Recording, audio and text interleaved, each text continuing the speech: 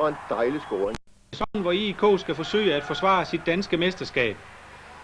Vi er her knap 4 minutter inde i kampen, og det var Radoslav Svoboda, der satte HIK's målmand Sander Neumann på sin første prøve.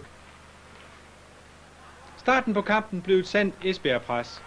Vi skal igen se en chance til Radoslav Svoboda, men lige forbi HIK's mål. Her er det så Søren Jensen, der arbejder med pucken i Esbjergs forsvarszone. Mister pucken i opspil, men hurtigt slår Esbjerg kontra igen. Og igen Radoslav Svoboda til Søren Jensen, men igen må Sander Neumann udføre mirakler i HIK's mål. Men 5 minutter og 57 sekunder inde i første periode faldt årets første scoring i Esbjergs skøjtehal, signeret af populære Radoslav Svoboda. 1-0 til EIK. En fortjent føring efter et stort Esbjerg-pres. Og knap 1 minut senere var det igen ved at gå galt for HIK. Her opstår en chance til Thomas Bjerrum efter en glimrende pasning fra forsvarszonen, men Sander Neumann i HIK's mål er på sin post. 7 minutter og 4 sekunder, ja, så lang tid gik der inden HIK fik sin første chance. Den kommer her, men Lars God i EIK's mål viste også et fint målmandsspil. Vi er nu fremme omkring det 12. minut i første periode, og stillingen er uforandret 1-0 til Esbjerg. Og netop her scorer Christian Bjerrum og bringer EIK foran med 2-0. Og allerbedst, som man havde indstillet sig på, at første periode skulle slutte med en 2-0-føring til EIK, ja, så slog HIK kontra. På et af de få angreb, man havde i første periode, lykkedes det Martin Asperup at overliste EIK's forsvar og målmand Lars God. Og 2-1 var en kendsgerning her, 1 minut før første periode var over.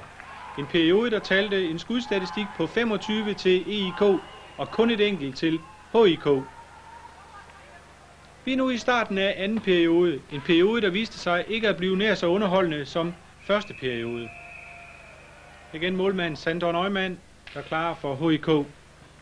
En af anden periodes store oplevelser var målet til 3-1, scoret af John Skov, assisteret af Erik Løjberg.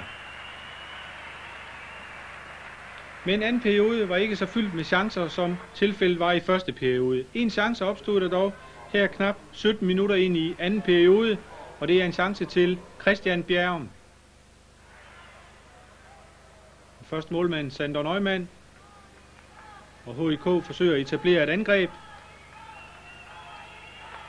Får vi en stor chance til Michael Wittenborg, reddes af Lars God i EIK's mål.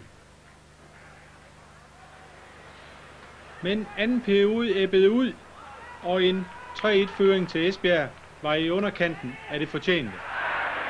Og vi er nu inde i tredje periode, hvor vi så en stor EIK-chance til Thomas Bjerrum efter aflevering fra Radoslav Svoboda.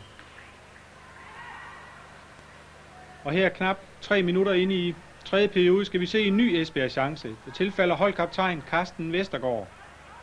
Først Erik Løjberg, og så Carsten Vestergaard, men forbi HIK's mål.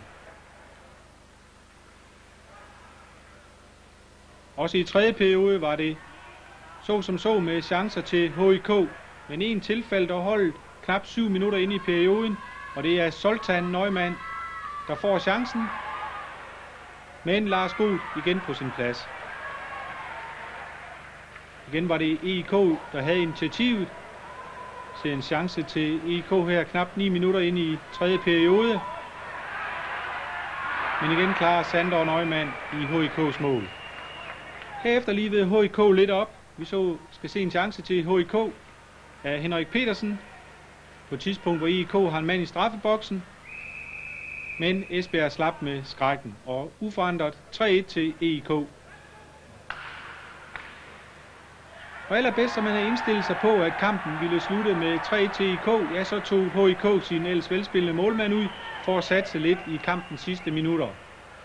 Hvilket gav chancer til EIK for kontra. Og vi skal nu se afslutningen her, 15 sekunder før tid, hvor Christian Bjerrum sender en puk i det tomme HIK. Scoringen til 1-0 for HIK kort